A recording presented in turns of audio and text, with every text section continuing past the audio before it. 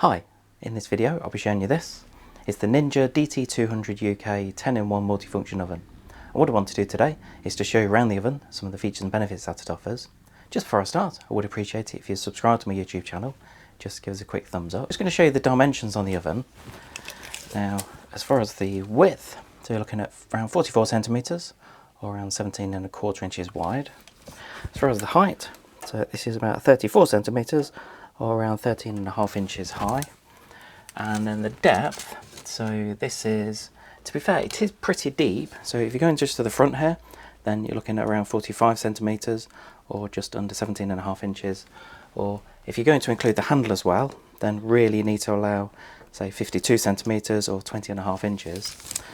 So although it'll sit quite easily on a standard worktop, I'd always recommend just have a quick measure, because what you don't want to do is you don't want to get it home, then find it doesn't fit in the space. We actually sell a lot more multifunction products now, because what people realise is that rather than buying lots of individual products, then you might as well just buy one multifunction product like this. I mean, this is 10-in-1, but rather than, I suppose, in the end, it hopefully will work out cheaper by just buying one product that does a lot of things. Also, it saves space, because some people are very limited for kitchen space, whether it's going to go on your worktop or in your cupboard, then get brought out. So now I've got it plugged in. I've just zoomed in a bit nearer just to give you a better idea of how it looks and all the functions and everything. First of all, the on and off button is at the top left on the handle, and I really like this design.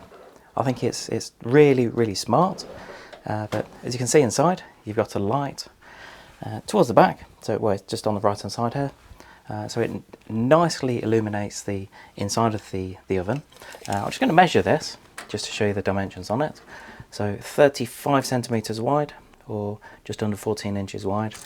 As far as the height, so I suppose if you go into the usable space, and really looking around, I suppose 21 centimeters or just under 8½ inches. And then the depth of it, so front to back, really you're looking, I suppose, measuring the bottom tray, then that is 11 inches or what's that, 28 centimeters. So it just gives you a good idea as to the internal space that you've got to cook with. But when you, well, just while I'm in here, so these are all, you can just take the shelves out. So you've got the wire basket at the bottom. Clearly it doesn't have to be at the bottom. That's mainly the one for things like when you're air frying. You've got a drip tray as well. So when it comes to cleaning it, that makes life a lot easier. You have got 4 positions in here, so you don't, I suppose you don't have to have the shelves in all the time. But you know, when it comes to cleaning them, I suppose personally I'd recommend just when you take them out, if they are dirty, just pop them in the dishwasher, or you can hand wash them with hot soapy water. So just go through the different functions that it offers. First of all, you've got a really nice clear white LED display on the front. I love that, and this is something that Ninja products are really good at, nice clear displays. So clearly you've got the grill. That's really good for if you wanted things like cheese on toast or things like bacon, sausages. And what you'll find is that you've got the time on here, so you can adjust the time to whatever you want, and also the temperature, so that's going to vary for each one. The next function, so the next one's the air fry, and I suppose for a lot of people this is one of the main reasons people are going to be buying this kind of product. Air frying has really taken off, I suppose, over the last couple of years. It's a much healthier way of cooking, and I suppose it circulates the air around the oven, and what you'll find is that the cooking times can be a lot quicker than a standard oven, especially if you use, well, you mainly need to use the rack at the bottom, but on this one, again, all you do is you just press the time on there that you want to adjust it by. On this, so it goes for up to 230 degrees, and you can go, I'll just show you the temperature it goes down to. So it goes down to 120. Now that's okay, and I suppose, as you know, for a lot of people you wouldn't really need to go any lower than that. The next one to look at is the whole roast.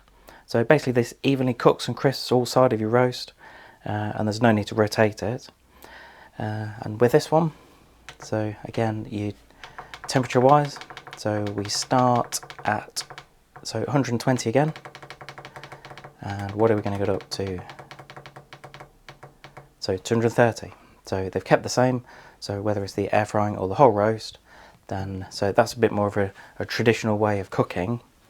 The next one is the roast. So with that one, so you enjoy the crispy outside and perfectly cooked inside. Perfect for things like oven tray bakes, such as lemon and herb chicken breasts with asparagus, or salmon fillets with broccoli and sweet potatoes. And I must admit, I was reading that from one of the instruction sheets that I've got here. But and with this one, I'm not sure if it's, yeah, so 120, and what's this going up to? Up to 230 again, so that's the same. Then the next option is the bake, and I assume it's probably similar to, yep, so up to 230, and that goes down to, oh, a bit lower this time. Yeah, so that goes down to 80 degrees centigrade. Now I'm pleased that it has got an option for going a bit lower, because some people do want to cook at a lower temperature. So again, that's using the bake option. That's a bit more traditional when it comes to the cooking. And the next one is the pizza. So I suppose this tends to be at a slightly higher temperature when it starts off, the default. And this is really where I suppose it heats from the bottom when you're traditionally cooking a pizza, but it goes down to 80 degrees again. Next one, the toast. So I suppose this is using similar to like the grilling function. So all you need to do is you input the number of slices that you're putting in, and you can change that just using the time option on here. So you can go up to 9 slices. Why it's 9 and not 8 or 10, I've got no idea. But Ninja have decided that the maximum you can put in there is 9 slices. And then all you do is you put the shade that you want. So depending on how you like your toast, and I must admit, I think that's really good actually, as an option. So, well, the question is, how do you like your toast? Do you like it really well done, or do you like it so it's just starting to brown? Also, what it tells you is the rack level to put it on. So that's saying to put it on rack level 3. So that's really good actually. The next option on here, so you've got bagels, similar concept. I suppose with a bagel compared to toast, you'd need to cook it for slightly longer. Then you've got the reheat. That's good. So if you've had say a dinner beforehand, if you've say batch cook, which is something I really like to do, then if you want to reheat something, then all you need to do is to select the time that you want, and the time will be adjusted in minutes, and then temperature as well. So things like reheating, exactly, you know, it says there 120 degrees as the default temperature. Normally if you reheat something, it doesn't need to be at the high temperature let's just see what that goes down to. So that goes down to 40 degrees. So that's very good. And what are we going up to? This one goes quite high again. So up to 230 degrees again. So quite a wide range of temperatures for the reheat option. Now, I'm really pleased it goes down to 40, and the reason I mentioned that, because something quite a few people mention are about proving bread, or even just things like warming plates. And clearly I suppose the whole concept of the reheat option is to reheat food, but at least if you've got that temperature that you can go down to, then that could be a good option for proving your bread. The last one on here is dehydrate, and as you can see, dehydrating is a long program. It's quite a long process, and it's done at a much lower temperature. So you know, you're not going to be into the realms of the high temperatures we've just been talking about, sort of over 150 or 200 degrees. As you can see, maximum 90 degrees, and it goes down to 30 degrees centigrade.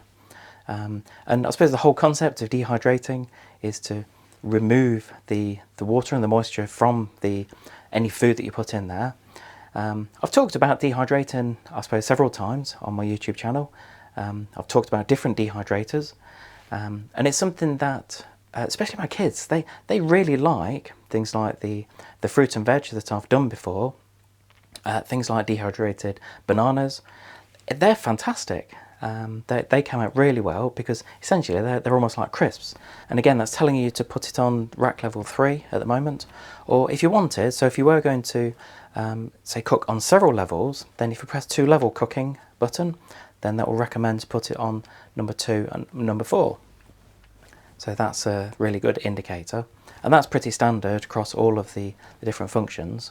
And then once you've selected whichever program it is you wanted to cook with, then all you need to do is just press the start button, and then it will start the heating process. So I'll just show you that. And you have got the option if you wanted the light on or off. So you don't have to have it on, and I'm really glad that they put that as an option, because I think for some people you don't necessarily need the light on, especially when it's cooking. But if you do want to switch it on, then just press the illuminated button, or press the light button, and then you can turn it on and off as you need. This features something called true surround convection, and basically what that means is that it will circulate the air around the oven to speed up the cooking process. So that's they're just showing you it in, I suppose, in the preheating stage. And really what they say is to get it preheated, and then once it's preheated, then that's when you can put the food in. If you're thinking of buying one of these multifunction ovens, I've provided a link below to show you where to get one at a competitive price. I hope you enjoyed this quick video on the Ninja DT200UK 10-in-1 multifunction oven. Please give us a thumbs up, click subscribe, and leave any comments below on my YouTube channel. I always ask for comments, whether it's good or bad, about the video, whether you enjoyed it, whether you didn't enjoy it, if there's something that I could have done to improve the video. If you've got any questions on the product, then I've got one on display at the moment. Just pop it in the comments below.